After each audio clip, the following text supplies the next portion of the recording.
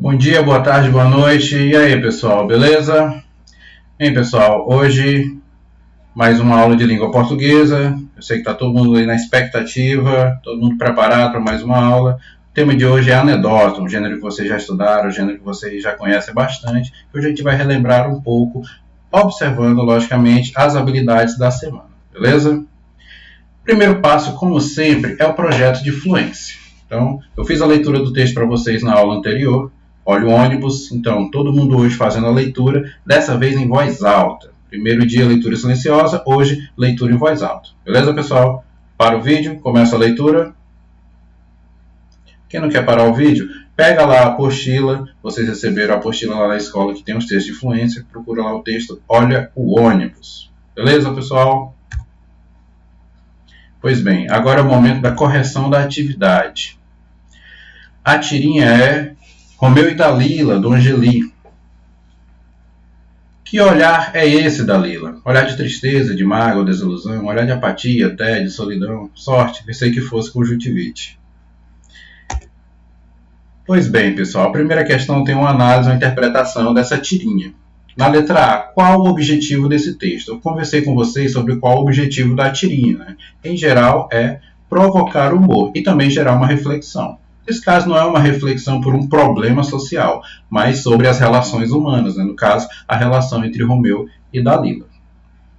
O tema dessa tirinha, pessoal, bem, eles são um casal, portanto, o tema é a vida deles, a vida conjugal. Esse é o tema desta tirinha.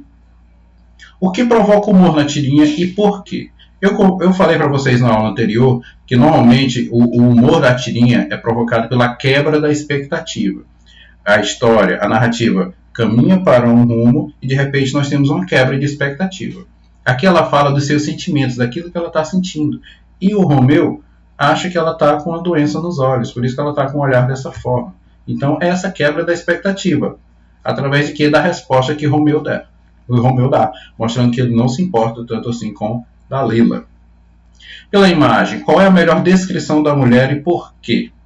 Bem, pessoal, olhem para o semblante dela. Aqui é o momento da gente usar a linguagem não verbal para a interpretação do texto. Olhando para o semblante dela, o que a gente percebe? Que ela é uma pessoa triste, que ela é uma pessoa desanimada. Isso a gente nota pela forma como ela foi desenhada. Letra E. Quais expressões descrevem o verdadeiro olhar de Dalila? A gente pode procurar aqui aquilo que ela mesma falou no segundo quadrinho. Tristeza, mágoa, desilusão, tudo isso serve para representar verdadeiramente o olhar de Dalila. Letra F. Pode-se afirmar que a preocupação do marido é com sua saúde, com a saúde de sua mulher? Por quê? Não, né? A gente percebe que ele não dá muita atenção para ela. Tanto que ela fala dos seus sentimentos, né? Fala daquilo que ela está sentindo e ele acha que ela está com uma doença nos olhos, que ela está com uma doença física. Então, não. Ele não se importa tanto assim com Dalila. O que é possível inferir do segundo quadrinho? O que a gente pode perceber, interpretar, chegar à conclusão a partir do que mostra o segundo quadrinho?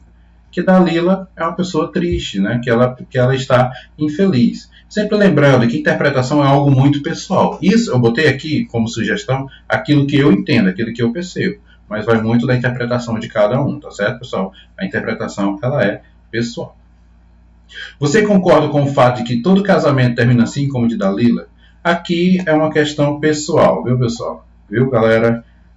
Minha opinião, não. Isso não é verdade, nem todos terminam dessa forma. Mas aí eu quero que vocês deem as respostas. Que cada um dê a sua própria resposta. Vamos lá, continuando.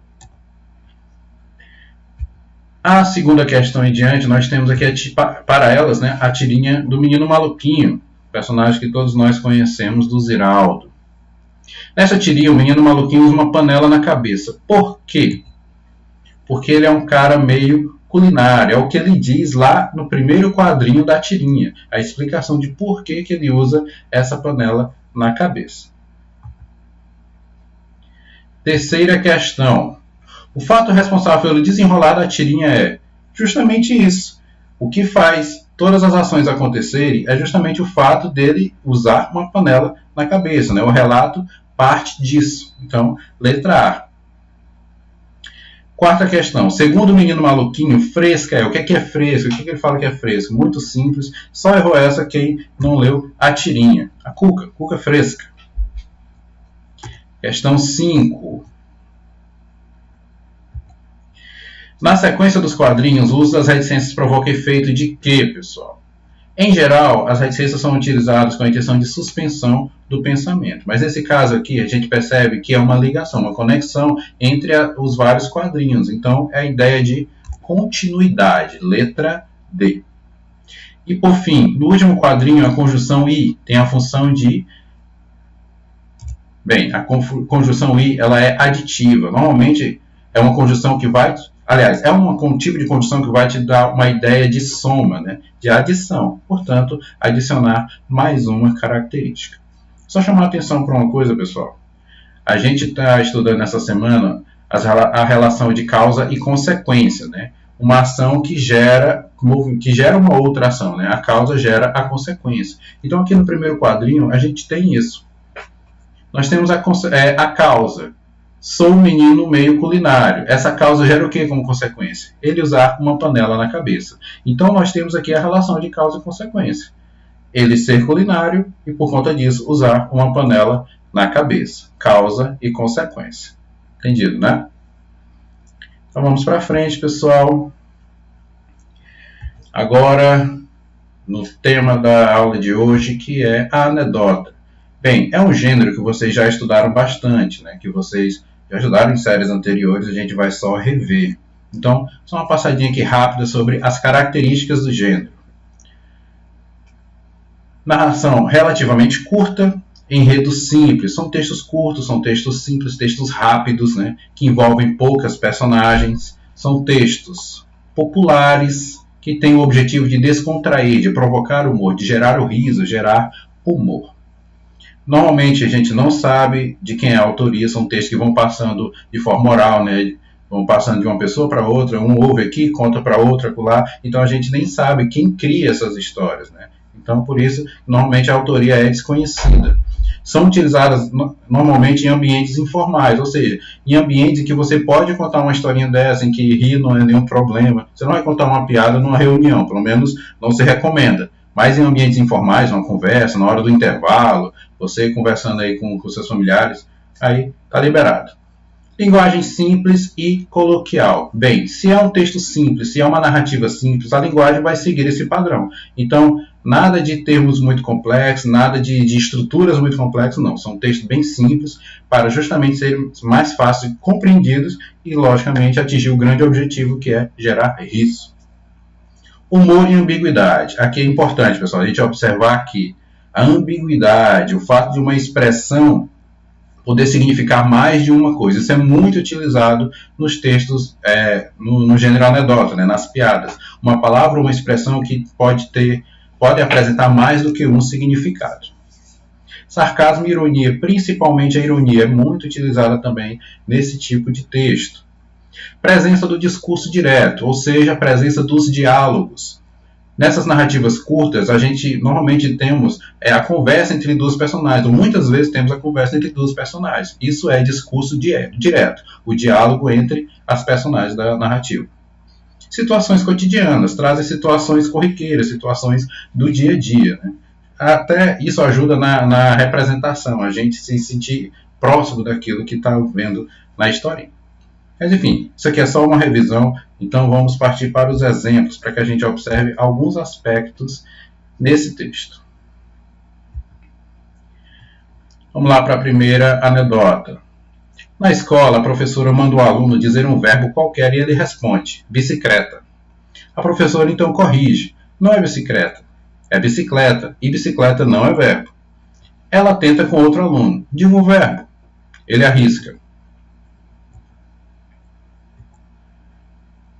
Prático. A professora outra vez faz a correção. Não é prático, é plástico. E plástico não é verbo. A professora faz a sua última tentativa e escolhe um terceiro aluno. Fale um verbo qualquer. Hospedar. A professora comemora. Muito bem. Agora forme uma frase com esse verbo. Hospedar da bicicleta é de praxe.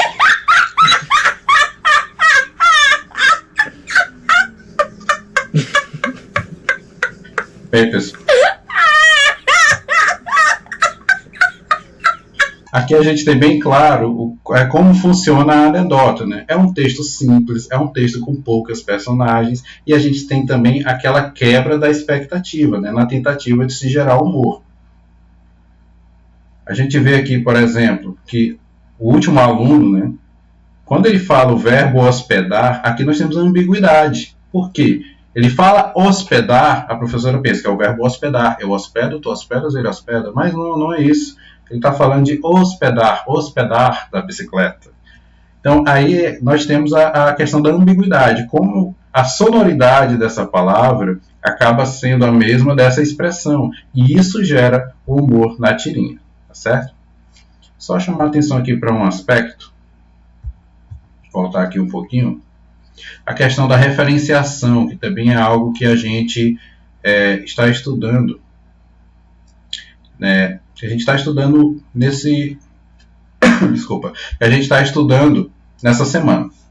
Na escola, a professora manda o aluno dizer um verbo qualquer e ele responde. Quem é ele, pessoal? Esse ele se refere a aluno.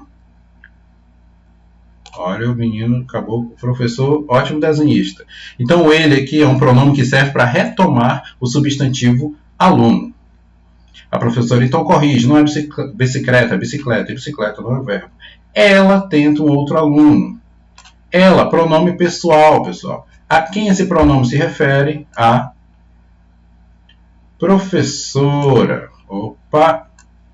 Se refere à professora. Então, aqui são os pronomes sendo utilizados para fazer essa retomada. Né? Ele retomando uma palavra que é a palavra aluno, que apareceu antes, e ela retomando o substantivo professor, que apareceu antes. Então, são duas anáforas. Beleza? Vamos partir aqui para frente, passar para frente. Vamos ao nosso segundo texto. Doutor, como eu faço para emagrecer? Basta a senhora mover a cabeça da esquerda para a direita e da direita para a esquerda. Quantas vezes, doutor?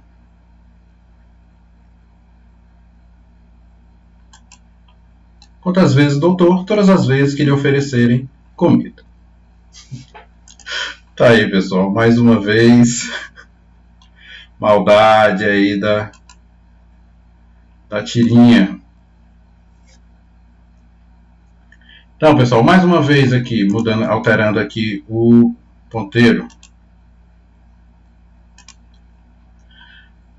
Doutor, como eu faço para emagrecer? Basta a senhora mover a cabeça da esquerda para a direita. Todas as vezes que lhe oferecerem comida. Olha o lhe aqui.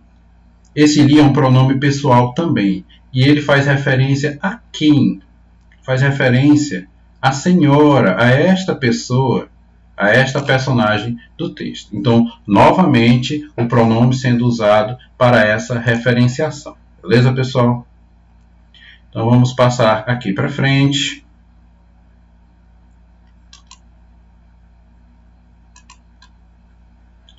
Passando aqui o próximo slide. Agora, a nossa sugestão de atividade. Bem, para hoje, pessoal, a gente vai fazer a atividade que está lá na página 11 da apostila do IAB. É um texto que vocês já viram, aquela anedota sobre o português e o carioca. Só que dessa vez a gente vai observar o gênero, as características do gênero naquele texto, tá certo? Não esquecer, você pode responder na própria apostila ou no seu caderno, no caderno pessoal. Não precisa copiar as perguntas, viu? Só as respostas. Não esqueçam disso. Tá certo, pessoal?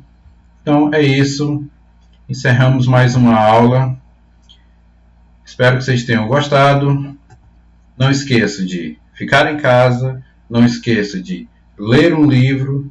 E, aproveitando o tema de hoje, não esqueça que rir é sempre o melhor remédio. Até a próxima.